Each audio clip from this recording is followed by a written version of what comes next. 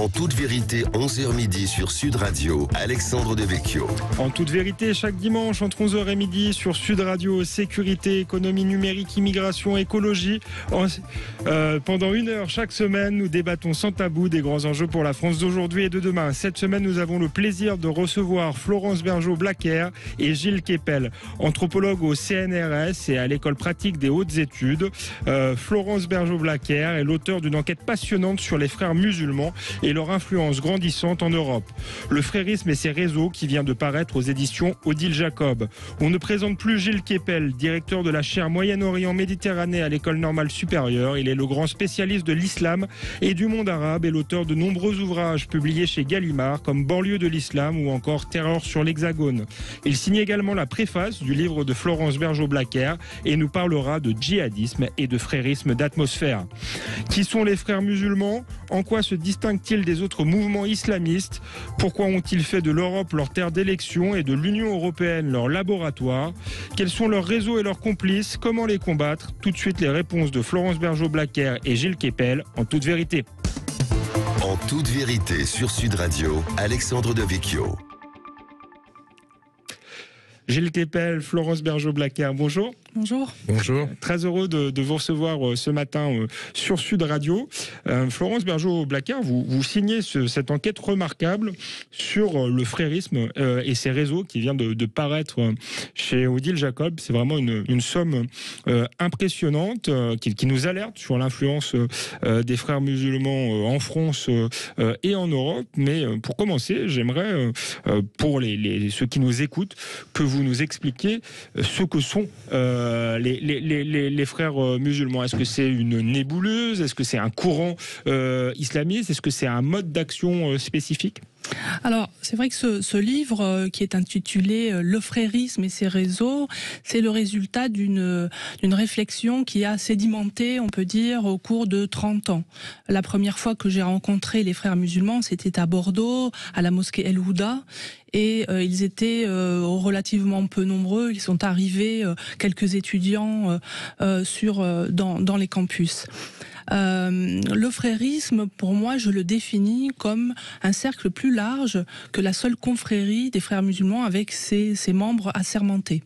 Le frérisme, c'est 30 ans en fait d'influence, en particulier des jeunes musulmans qui sont nés en France, ce qu'on appelait la réislamisation, que Gilles Kepel a très bien étudié dans son livre Les banlieues de l'islam. Et c'est donc c'est un cercle bien plus large que la seule confrérie des frères musulmans. Alors, je le distingue de l'islamisme qui s'adresse plutôt ou qui négocie plutôt avec un État, du djihadisme qui est une forme violente. Le frérisme, c'est beaucoup plus diffus, ça contourne le politique pour passer plutôt par l'économie, ça on l'a vu avec mon livre précédent, Le marché halal ou l'invention d'une tradition, et la culture, l'influence dans tous les secteurs de la société.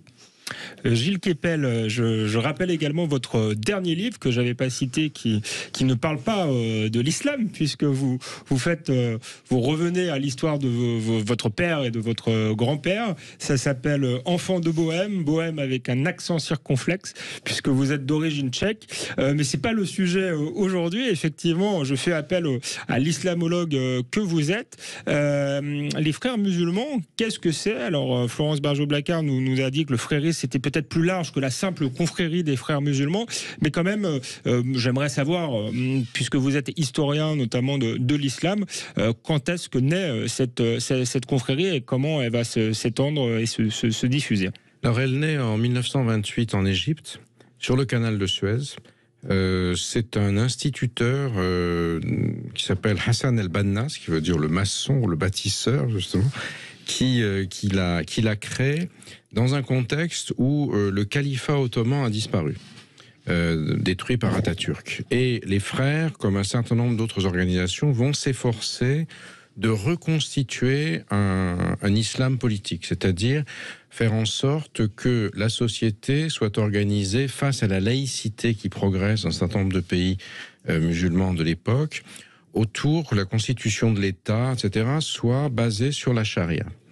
Et ce seront leurs principes fondamentaux. Ils vont s'organiser sur le modèle des partis politiques, que ce soit les partis nationalistes comme le parti Baas en Irak et en Syrie, voire le Parti communiste, avec une structure hiérarchisée extrêmement prégnante, un culte du secret, une capacité à transmettre des ordres, etc. Et ils seront des compétiteurs pour le pouvoir en Égypte et ils vont soutenir le coup d'État nassérien ou la révolution nassérienne, mais Nasser très rapidement les élimine en 1954, les envoie en camp de concentration et enverra le plus radical d'entre eux, l'idéologue Saïd Qutb, à l'échafaud en 1966. Et du reste, les frères expliqueront que la défaite arabe de 1967, c'est la punition divine pour la persécution que Nasser a fait connaître à Saïd Qutb. Alors vous avez à la fois une nébuleuse avec des gens qui vont...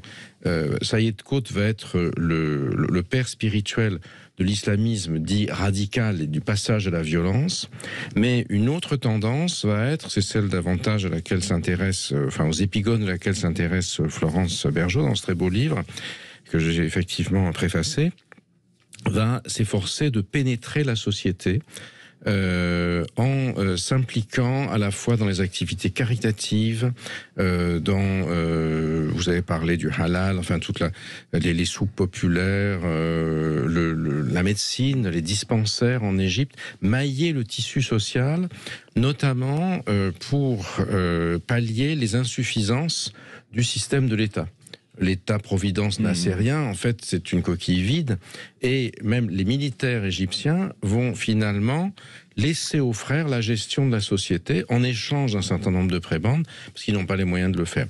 Alors, ce qui se passe aujourd'hui, pour aller vite, c'est que ces groupes ont été extrêmement puissants à partir des soulèvements arabes de 2011, des 10 printemps arabes, et le Qatar les a beaucoup soutenus financièrement parce qu'ils s'en servaient contre l'Arabie Saoudite. Et ensuite, on a vu vers 2012 une sorte de basculement des printemps arabes qui étaient lancés par des jeunes plutôt gauchistes, disons, et assez laïcisés, vers le frérisme qui a mis tous ses réseaux à son service pour récupérer les mouvements et qui se sont, à ce moment-là, présenté comme une alternative crédible pour un certain nombre de pays occidentaux, notamment les États-Unis de Barack Obama, qui ont dit, face au désordre, il vaut mieux jouer sur eux. Et c'est ça qui leur a permis cette énorme implantation. Après ça, il y a eu une remise en cause.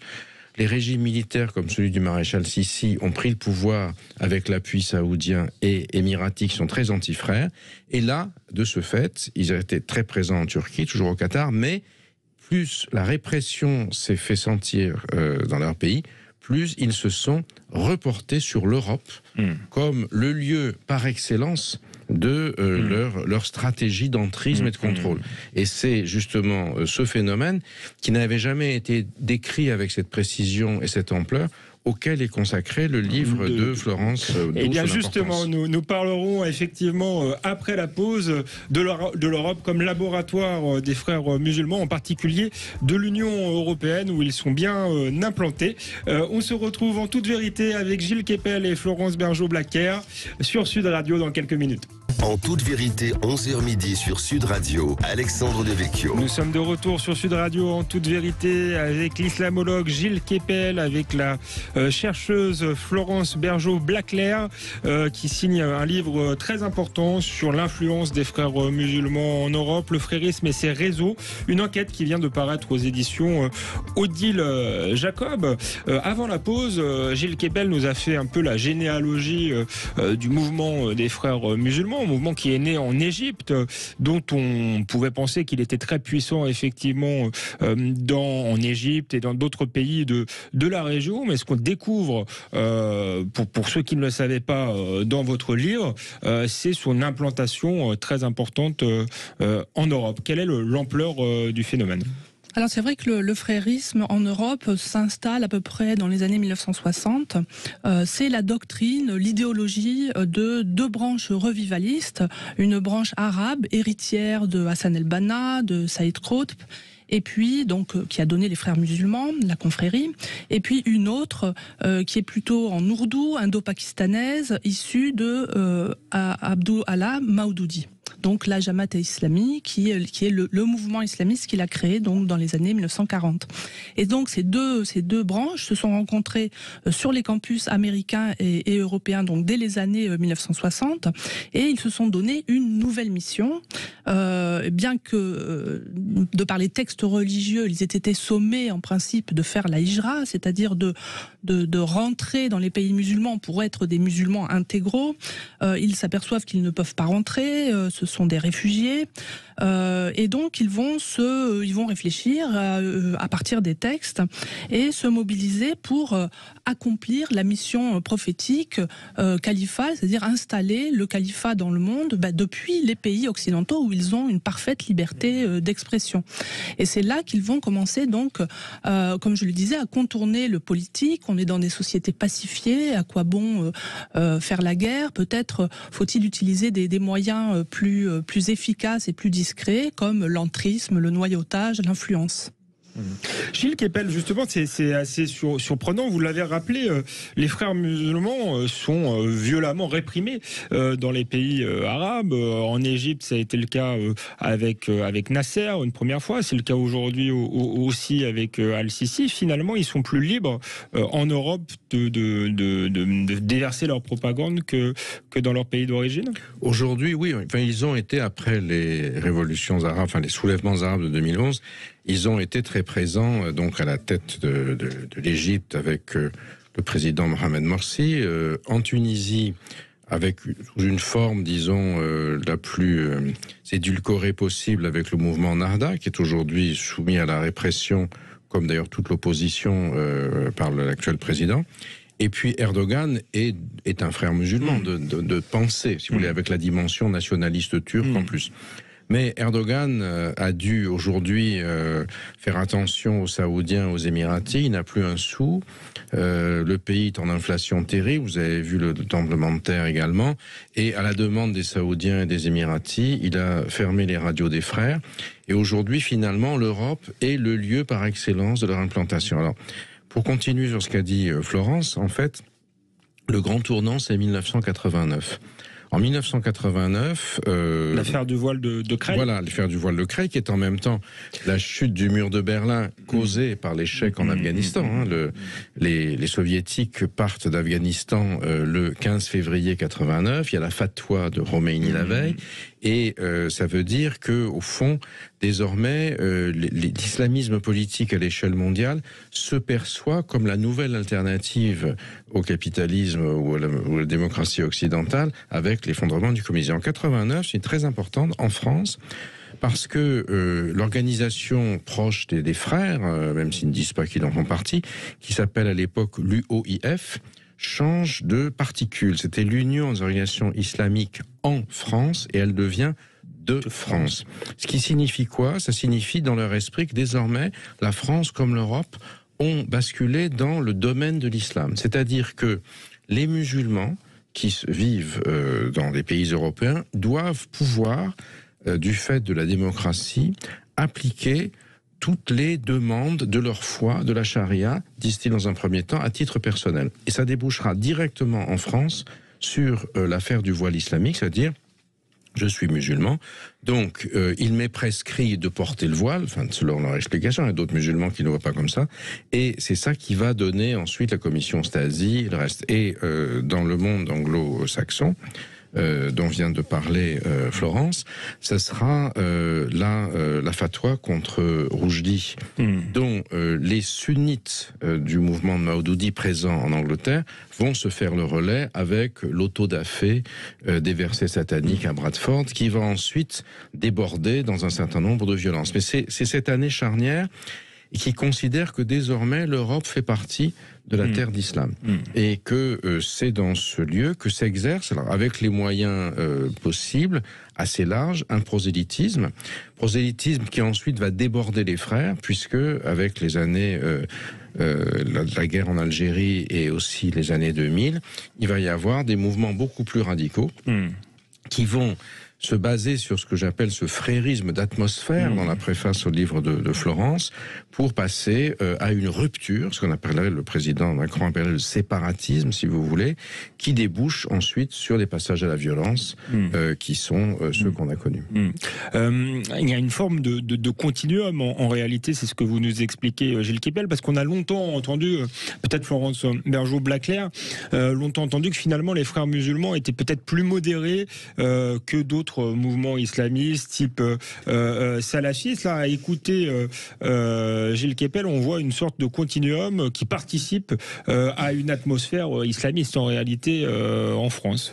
Alors moi, en tant qu'anthropologue, je me suis surtout intéressée à leur façon de voir le monde, à leur façon qui a évolué, hein, et bien sûr. Eux aussi ont appris l'Europe. L'Europe a appris l'islam à ce moment-là, mais eux ont appris l'Europe. Donc leur façon de prêcher dans l'espace public a changé.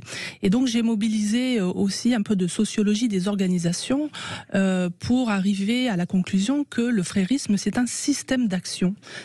C'est un système d'action qui est axé donc sur la mission.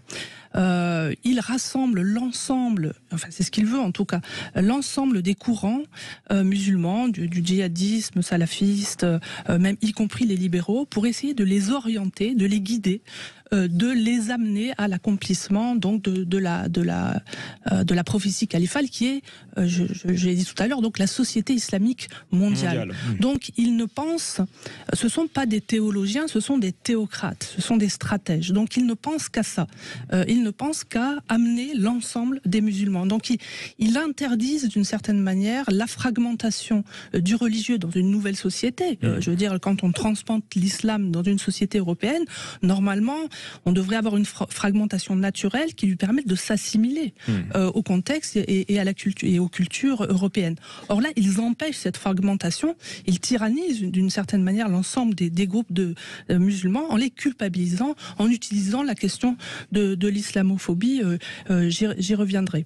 Mais donc, j'insiste moi beaucoup sur le caractère politico-religieux de cette mouvance et son caractère programmatique. C'est pour ça que pour moi, ce qui fait l'ensemble du frérisme, c'est la vision, l'identité, le plan, VIP. C'est une façon aussi de rappeler que les frères sont un peu l'aristocratie des mouvements islamistes. Donc la vision qui ne s'arrête pas, bien sûr au monde d'ici-bas, qui inclut à la fois le salut collectif, c'est le califat, et le salut individuel au niveau donc de l'au-delà. Et puis la dimension programmatique, c'est pour insister sur le fait. Alors l'identité est transnationale, c'est-à-dire que peu importe les races, ils s'occupent pas des cultures, etc. Ce sont toujours des races et des cultures secondaires. L'identité première, c'est l'identité musulmane. Hommes et femmes, comme si on avait deux espèces humaines d'une certaine manière. Et le caractère programmatique est très important puisque les frères fonctionnent par plan. Alors bien sûr, la confrérie, avec à sa tête des personnages comme Youssef El-Kardaoui, ont écrit pendant des années les choses qui allaient se passer et qui se sont effectivement produites. Dans mon livre, je traduis un long texte de Youssef El-Kardaoui qui est publié au début des années 90 pour les 30 années à venir, donc jusqu'à maintenant. Et ce qu'il dit, ça s'est effectivement réalisé. C'est ça qui est vraiment extraordinaire. Donc, il travaille par plan, et cette dimension du plan a toujours été considérée à l'université par mes collègues, pas Gilles Kepel, mais d'autres collègues, comme quelque chose de complotiste. Or, c'est tout à fait important et tout à fait déterminant s'agissant d'un groupe religieux. Il y a aussi dans leur stratégie le passage, vous l'avez dit, par la culture, mais il y a aussi la volonté d'utiliser finalement les libertés individuelles occidentales pour les retourner en réalité contre l'Occident, et également la question de l'antiracisme qui est très présente dans votre livre. Je ne sais pas s'ils pensent comme ça. Alors, ils font des plans, mais opportunistes. C'est-à-dire qu'ils utilisent l'existant. Toutes les références à l'islam, ils les détournent à leur profit, d'une certaine manière, qu'elles s'expriment par la voix des libéraux, par la voix des djihadistes ou par la voix des wahhabo-salafistes. Donc ce sont des opportunistes qui reprennent à leur compte ce que les autres produisent. Donc, il est toujours dans le but, bien sûr, de faire avancer la société islamique. Donc, ils ont à la fois, un impact individuel, mais surtout de rassemblement de la communauté. C'est pour ça qu'ils ont horreur de ce qu'ils appellent la fitna, c'est-à-dire le désordre dans la communauté. Il faut que tout le monde aille dans le même objectif, et ils utilisent pour ça donc l'islamophobie pour culpabiliser les musulmans en disant si vous êtes critique vis-à-vis de la pensée d'un tel et d'un tel qui est musulman, alors vous faites le jeu des islamophobes, un peu le miroir de faire le jeu de l'extrême droite. Merci Florence Bergeau-Blaclair. Merci Gilles Kepel. On se retrouve après une courte pub, une page de pub. On continue à parler des frères musulmans. On voit comment ils ont réussi quand même à noyauter les institutions européennes. À tout de suite, donc, en toute vérité, sur Sud Radio. Sud Radio. Sud Radio. En toute vérité, 11h midi sur Sud Radio, Alexandre Devecchio. Nous sommes de retour sur Sud Radio en toute vérité avec Florence Bergeau-Blaclair qui nous parle de son livre Le frérisme et ses réseaux qui vient de paraître aux éditions Odile Jacob, livre préfacé par Gilles Kepel qui est également là avec nous. Gilles Kepel, on parlait avant la pause de la manière dont les frères musulmans avaient utilisé finalement les valeurs occidentales, notamment l'antiracisme, pour s'implanter, pour intimider ceux qui critiqueraient l'islamisme. Il y a même eu une forme de djihad judiciaire avec un antiracisme finalement judiciaire qui était là pas pour combattre les discriminations, mais en fait comme un outil de censure. Enfin, oui, comme l'a dit tout à l'heure très justement, je crois, Florence Bergeau-Blaclair, les frères se sont fait les avocats de toutes les causes qu'ils défendaient en accusant ceux qui les critiquaient, qui critiquaient leur doctrine, pas qui critiquaient l'islam, mais leur doctrine d'islamophobie. Et en disant, si vous n'êtes pas d'accord avec moi, vous faites le jeu des islamophobes. Donc l'objectif, c'était un peu comme le Parti communiste faisait honte aux ouvriers de ne pas s'inscrire dans la logique de l'internationalisme prolétarien. Oui. Il y a une dimension qui évoque d'ailleurs le fonctionnement du communisme, parce que quand les frères naissent dans les années 20, ils sont fascinés par ces mouvements qui sont en ascension, et de même qu'ensuite vous aurez un communisme municipal qui va mettre beaucoup d'eau dans le vin rouge du départ, si vous voulez, mais qui va noyauter les municipalités autres. Vous avez aujourd'hui un frérisme municipal. Vous avez des organisations de ce type-là, comme l'une d'entre elles qui est très présente en Seine-Saint-Denis, qui avait organisé un iftar annuel où il y avait une sorte de course à l'échalote halal, si j'ose dire, basée elle-même dans leur esprit sur le dîner du CRIF, parce qu'ils considéraient que le CRIF gouverne la France. Et donc vous avez tout un système qui s'est mis en place, mais je voulais revenir sur quelque chose que vous aviez mentionné, c'est-à-dire la dimension européenne. Les frères ont été extrêmement habiles à noyauter les institutions européennes et organiser les financements européens à leur profit. Et alors c'est dû au fait d'abord que la Belgique, que Florence connaît très bien, où est située Bruxelles, est totalement poreuse à l'influence frériste, parce qu'il n'y a pas d'État véritablement en Belgique. Vous avez des communautés qui se battent les unes avec les autres, et les islamistes en ont tiré une chose extraordinaire, ce qui fait que Molenbeek est la capitale non seulement européenne, mais quasiment mondiale aujourd'hui du frérisme et de ses dérivés, y compris du djihadisme aussi. Notre principal prisonnier djihadiste en étant Abdeslam. Et par ailleurs, ils ont été très, très actifs, notamment lorsque le Royaume-Uni faisait partie de l'Union européenne, qui avait une position prééminente parce que la langue de l'Union européenne, c'est l'anglais, donc les Anglais ont beaucoup plus de facilité. Et toute la mouvance frériste issue du sous-continent indien présente au Royaume-Uni. Tariq Ramadan vivait à l'époque au Royaume-Uni, était devenu un peu le gourou de Tony Blair. Est entré dans l'Union européenne au nom de la lutte contre l'islamophobie, dont l'Union européenne a fait une de ses grandes causes, sans même analyser ce concept qui pose quelques problèmes. Et moi, j'ai vu dans mon propre domaine, par exemple, que quand j'ai soumis des projets de recherche transnationaux aux plus hautes instances de recherche de l'Union européenne, ça a été systématiquement retoqué.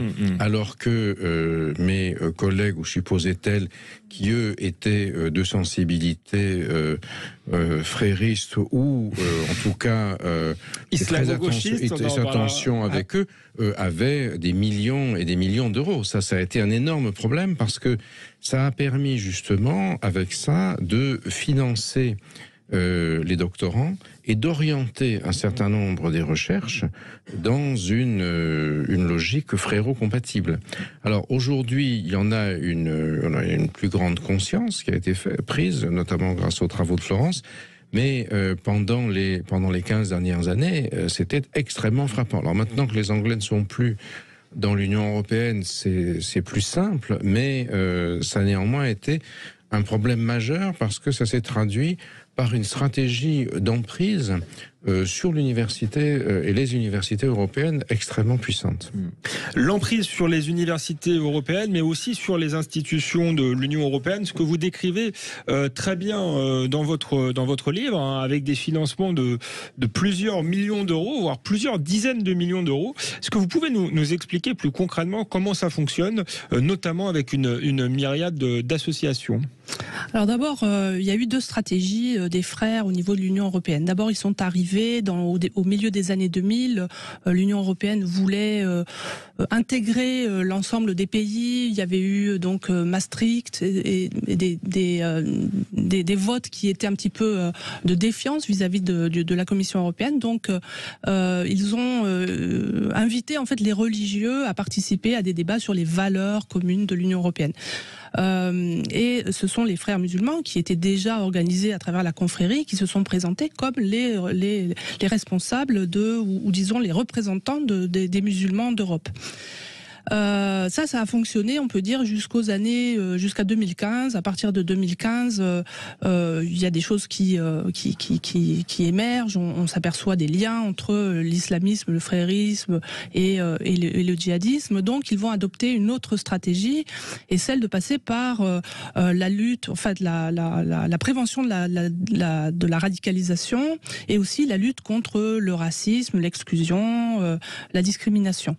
Et là, ils vont créer ou en tout cas soutenir des fédérations d'associations comme la FEMISO, qui est vraiment l'organe jeune des frères musulmans, les FOM aussi, qui est la branche femmes, mais aussi créer des réseaux d'associations comme l'ENAR, qui est un réseau d'associations antiracistes et qui vont donc alimenter en argent européen les associations de lutte contre l'islamophobie. Alors la lutte contre l'islamophobie, ça a d'énormes vertus. D'abord, ça rend les musulmans très vulnérables parce qu'on n'arrête pas de leur raconter que les États leur en veulent, les Européens leur en veulent, qu'ils ne seront jamais intégrés. Ça fait évidemment taire toute critique contre l'islam, contre l'islamisme, en imposant à la société entière, pas seulement aux musulmans, le contrôle du langage, en les culpabilisant, en organisant la défiance d'une certaine manière dans la société.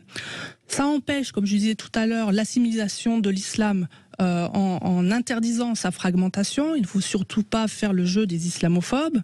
Mais ça permet aussi, quand on parle d'islamophobie institutionnalisée, de faire des rapports très réguliers pour montrer que qu'il existe une islamophobie sur la base de critères tout à fait fallacieux, et surtout de proposer des solutions.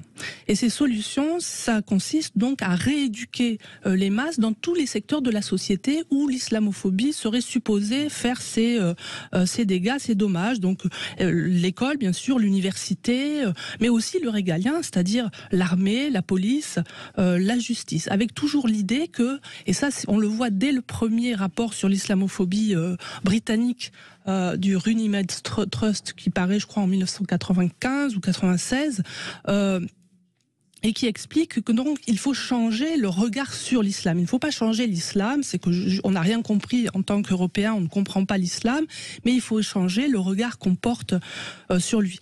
Alors c'est quelque chose qui est développé, on peut dire, de façon très visible dans la société européenne, dans les sociétés européennes dans les années 2010, mais c'était déjà en germe dans les statuts de l'organisation de la conférence islamique en 1970, lors de sa naissance, qui parlait déjà de lutter contre la mauvaise réputation de l'islam. Donc ça vient de loin. Et du coup, ça se traduit, par exemple, par des campagnes comme on a pu en voir en Europe, avec faisant la promotion de la diversité, en montrant des petites filles voilées dans les écoles. Alors, ça n'a pas commencé par les petites filles voilées. Je dirais que ça, ce sont ça vient après. Ça commence plutôt par les femmes voilées avec des foulards colorés, le fémisso qui met en avant les femmes, alors que ce sont plutôt les hommes qui sont à la manœuvre. En tout cas initialement, maintenant ça commence un peu à changer. Les femmes sont très actives dans les milieux fréristes. Donc changer le regard sur l'islam, c'est changer aussi l'apparence. C'est faire un nouveau marketing. Le marketing halal, c'est pas autre chose. Et finalement, est-ce que les Européens, les institutions européennes acceptent cette propagande simplement par naïveté? Est-ce que c'est de la naïveté? Est-ce que de la bien-pensance? La terreur aussi d'être accusé de racisme, ou est-ce qu'il y a une forme de complicité ou de corruption? On a vu par exemple l'affaire du Qatargate il y a quelques temps, ou est-ce que c'est un mélange des deux? C'est le mélange de tout ce que vous avez cité, avec pour moi une incompréhension, c'est qu'on a maintenant des travaux qui expliquent d'excellents rapports sur les financements par les institutions européennes de Islamic Relief, de Femisso et d'autres qui sont très très clairement liés aux frères musulmans, même s'ils le nient, et que ça ne suscite pas grand intérêt. Alors vous avez des députés européens comme François-Xavier Bellamy qui s'en émeuvent et qui ont fait passer des lois intéressantes, mais ça n'a pas beaucoup d'effet parce que la plupart des parlementaires européens trouvent que c'est un espèce de tropisme français. Bon, c'est des laïcs, on les laisse dire, mais en réalité ça n'a pas beaucoup d'impact. Finalement, on a une Europe influencée par une logique anglo-saxonne, Gilles Kepel, qui comprend rien à la laïcité, par exemple. Moins maintenant, sans doute, puisque on voit quand même un changement, une prise de conscience de ces questions à travers les réunions qu'on a avec des collègues européens, où auparavant la France est extrêmement isolée, et puis notamment à la suite du djihadisme et de ses morts, et la France est dans le pays le plus touché. Même si au départ, certaines voix en Angleterre ou en Allemagne disaient c'est bien fait, c'est parce que vous êtes des laïcistes et voilà, bien fait pour vous. Ça a touché aussi le Royaume-Uni, la Belgique, l'Italie, l'Espagne, l'Autriche, etc. Et aujourd'hui, il y a un changement très net qui se fait entendre. Mais je crois que ce qu'il faut bien comprendre, c'est que il y a une population d'origine musulmane qui est importante en Europe, qui est citoyenne, qui vote, c'est tout à fait normal. Et les frères, justement, s'efforcent de se présenter comme ceux qui peuvent contrôler ces votes en bloc. Et que donc, pour un certain nombre d'opérateurs politiques, si on n'est pas d'accord avec les frères, on risque de perdre les voix musulmanes. Donc, oui, c'est clientélisme électoral. Je parlais tout à l'heure de corruption, mais il y a effectivement cette question du clientélisme. On continue à en parler dans la dernière partie de cette émission. Merci Gilles Kepel, merci Florence Bergeaud-Blaclair. On verra s'il y a tout de même des solutions pour combattre ces islamistes au sein de l'Europe. On se retrouve en toute vérité après une courte pause. En toute vérité, 11h midi sur Sud Radio, Alexandre Devecchio. Nous sommes de retour sur Sud Radio en toute vérité avec Florence Bergeaud-Blaclair qui nous parle de son livre Le frérisme et ses réseaux qui vient de paraître aux éditions Odile Jacob, et avec Gilles Kepel, islamologue, lui aussi auteur de nombreux livres sur l'islam et qui préface ce livre. Avant la pause, nous parlions de comment finalement les frères musulmans imposent leur agenda à l'Europe ou s'imposent aux politiques en jouant avec le clientélisme électoral. Je voulais vous entendre, Gilles Kepel, sur le concept d'islamo-gauchisme, qui est un concept extrêmement critiqué. Est-ce que vous pensez que c'est un bon concept? Est-ce que ça se limite à la gauche, ou finalement l'emprise frériste, mais aussi islamiste, est encore plus grande que cela et se retrouve dans tous les partis politiques?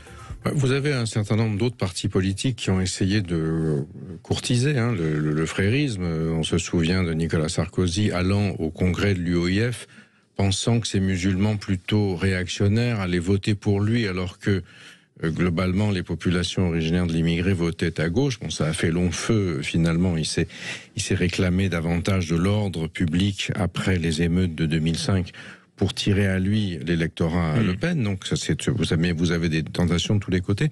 Donc l'islamo-gauchisme, c'est quelque chose qui s'est constitué globalement au moment de la révolution iranienne de 79, autour de gens comme Ali Shariati, qui avait été un élève en France du mandarin universitaire Jacques Berck, et qui mêle les thèmes traditionnels du marxisme, de la lutte des oppresseurs et des opprimés, avec du vocabulaire coranique, c'est-à-dire la lutte des arrogants, des mustakbirin en arabe, contre les mustadafin, c'est-à-dire les déshérités. Et donc ça a été un élément qui a permis justement à la mouvance frériste, qui n'est pas particulièrement socialement progressiste, si vous voulez, mais de récupérer des slogans de revendication sociale en les habillant de vocabulaire religieux. Et ça, c'est quelque chose qu'on a retrouvé ici, au moment où, justement, un certain nombre de mouvements d'extrême gauche avaient complètement perdu leur clientèle. L'un des principaux entrepreneurs de ce point de vue-là, c'est Tariq Ramadan, qui, avant ses difficultés actuelles, avait été le grand champion par exemple, du Forum social européen, où il apportait les voix du Sud et de la jeunesse issue des banlieues, avec son agenda proprement islamique, puisque lui-même est le petit-fils du fondateur des Frères musulmans, il faut le rappeler, Hassan al-Banna, voilà. Et à l'aide numérique notamment d'altermondialistes et autres qui avaient les cheveux grisonnants encore quand il leur en restait sur le sommet du crâne, et qui avaient perdu les masses. Si vous voulez, toute une partie de la gauche ou de l'extrême gauche française a vu dans la mobilisation des jeunes issus des banlieues et de l'immigration musulmane l'occasion de se construire des soutiens électoraux. On l'a vu notamment quand Jean-Luc Mélenchon est allé à la manifestation contre l'islamophobie en 2019 au cri d'Allahu Akbar. C'était pas lui qui criait ça, mais ce qu'on entendait derrière. Et ce qui lui a permis d'utiliser cela pour obtenir, lors des dernières élections, un vote de quelques 70% des répondants se définissant comme musulmans en sa faveur. Oui, donc là, il y a des stratégies électorales aussi qui se mêlent à ça, et puis il y a une vision du monde qu'incarne quelqu'un comme Edoui Plenel, par exemple. On parlait de l'islamo-gauchisme sur le plan politique et électoral, mais il est aussi très présent, sans doute, dans le monde académique et universitaire notamment. Est-ce que vous en avez été victime, Gilles Kepel ? Oui, comme beaucoup d'autres. Mes enseignements, effectivement, aujourd'hui ne sont plus de saison, y compris dans les grandes universités françaises. Mais moi, à la limite, ça n'a pas beaucoup d'importance. Je termine ma carrière et puis j'ai une notoriété qui fait que je peux mépriser tout ça. Mais c'est beaucoup plus préoccupant pour la jeune génération, et même quelqu'un comme Florence en pâtit infiniment plus que moi, de manière assez difficile, avec des polémiques très violentes qu'elle a à subir en ce moment, notamment à l'occasion de la publication de ce livre. Et on voit aussi comment un certain nombre de gens préfèrent se taire, et de manière à ne pas être Alors moi, vous savez, j'ai survécu à la condamnation à mort de Daesh, donc tout ça me laisse indifférent. Je n'utiliserai pas la phrase célèbre de Jacques Chirac, mais dans ce sujet. Mais vous en touchez une sans faire bouger l'autre. J'avoue que j'avais dit. Je me permets. Mais donc, mais c'est un véritable problème, notamment pour la jeune génération, pour les étudiants, et puis ça se mêle à l'université. Ça nage dans le concept du woke, du décolonialisme, etc. Vous avez une espèce de congruence des luttes de ce point de vue-là, mais je pense que Florence est plus à même que moi d'en parler, puisqu'elle-même doit lutter au quotidien pour pour fonctionner dans une université, que moi, c'est plus mon problème, d'une certaine manière, on peut plus faire grand-chose, mais pour des gens qui sont en milieu de carrière, en début de carrière, c'est aujourd'hui un énorme problème. Florence Bergeau-Blaclair, au-delà même de votre cas personnel, ce qui pose problème, c'est que c'est le savoir qui est en jeu, notamment sur ces questions-là. En réalité, l'université est censée alerter. Est-ce qu'elle joue encore son rôle aujourd'hui ?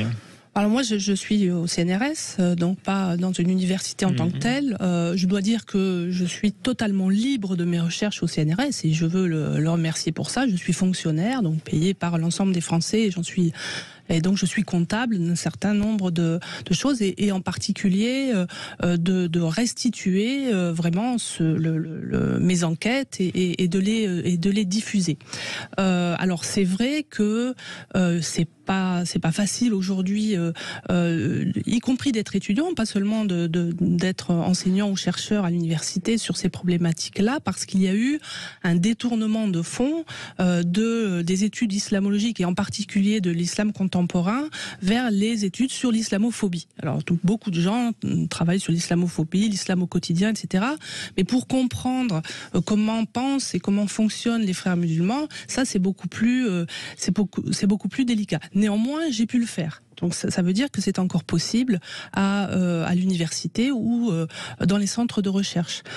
Je crois que déjà, alors j'ai analysé justement les raisons de cette emprise de l'université par l'islamo-gauchisme et aussi par le frérisme.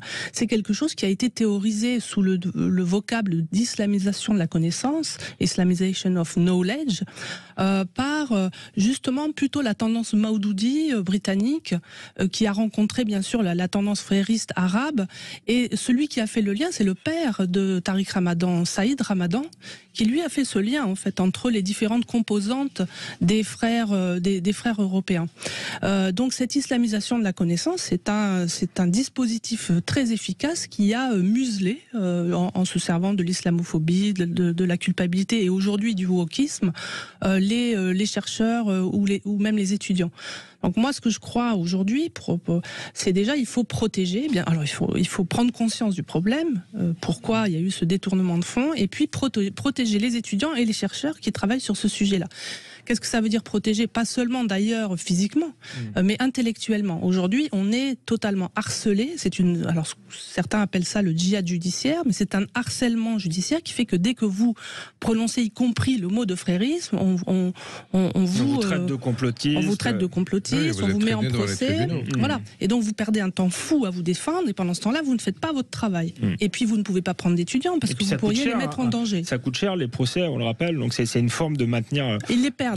Oui, ils les perdent, mais malgré tout, pour se défendre, ça coûte de l'argent, du temps, et c'est une manière de maintenir la pression et de censurer. On touche bientôt à la fin de l'émission. J'aimerais vous demander à tous les deux, d'abord Florence et ensuite Gilles répondra également, quels sont les moyens de combattre aujourd'hui cette idéologie en France et en Europe, d'imposer un contre-discours ? Alors ce qui est effectivement très difficile, c'est qu'ils travaillent dans la loi. Ils sont dans le cadre de la loi, donc on n'a pas d'instrument juridique pour les empêcher de faire ce qu'ils font. L'influence, ça n'est pas interdit. Par contre, il faut éviter de leur donner à manger. Il faut éviter de les nourrir, et ça, je pense que les financements de l'antiracisme sont pour moi tous suspects, et en particulier les millions d'euros que distribue l'Union européenne, qui sont des leviers. C'est-à-dire que quand vous distribuez l'argent de l'Europe, vous donnez aussi le petit logo bleu étoilé qui vous permet ensuite d'aller chercher de l'argent dans les régions, au niveau de l'État, etc. Donc ça fait vraiment des fortunes à la fin. Donc ça, il faut couper. Il faut couper ça. Il faut faire un audit aussi des projets européens Erasmus, des projets pour la recherche, et voir un petit peu à qui on peut donner l'argent. Ça, c'est la première des choses, à mon avis. Et ensuite, c'est les formations. Qu'est-ce que le frérisme pour les gens qui sont sur l'ensemble du territoire? Parce que, comme je le disais, c'est pas que dans le 93, dans les territoires perdus de la République ou conquis de l'islamisme. C'est sur tout le territoire, parce que les frères travaillent par secteur. Donc ça peut toucher le petit village du sud de la France, du côté de Pau par exemple. Donc là aussi, formation. Voilà. Gilles Kepel, il vous reste 1 minute 19 exactement pour conclure. Le mot de la fin est au professeur. Oui, le professeur, son travail, c'est d'écrire et de publier. Et moi, je crois beaucoup dans la vertu de ce que je rédige. Et même s'il faut mener la polémique, je vais bientôt publier mes mémoires. À la rentrée prochaine, j'explique tout ça assez précisément dedans. Et je crois que c'est en exposant ce que c'est que le combat pour la connaissance et le savoir qu'on peut le mieux se prémunir contre le délire idéologique. Je l'ai connu lui-même et j'y ai participé quand j'étais gauchiste fanatique il y a une quarantaine d'années, ou un peu plus, maintenant une cinquantaine. Et je pense que c'est cet antidote que j'ai exercé contre moi-même dans le passé. C'est ça qui est la meilleure manière de faire. Et merci Gilles Kepel, merci Florence Bergeaud-Blaclair. Je rappelle vos 2 livres respectifs, Le frérisme et ses réseaux aux éditions Odile Jacob par Florence Bergeaud-Blaclair, et Gilles Kepel, Enfant de Bohème, c'est chez Gallimard. Bohème avec un accent circonflexe. C'est un livre un peu différent de d'habitude, puisque Gilles Kepel nous parle de la République tchèque, notamment de ses ancêtres tchèques et comment ils se sont intégrés en France. Mais c'est pas totalement sans rapport avec la situation actuelle. Je vous conseille également ce livre. Je vous laisse avec les informations et on se retrouve la semaine prochaine pour un nouveau numéro dans Toute Vérité.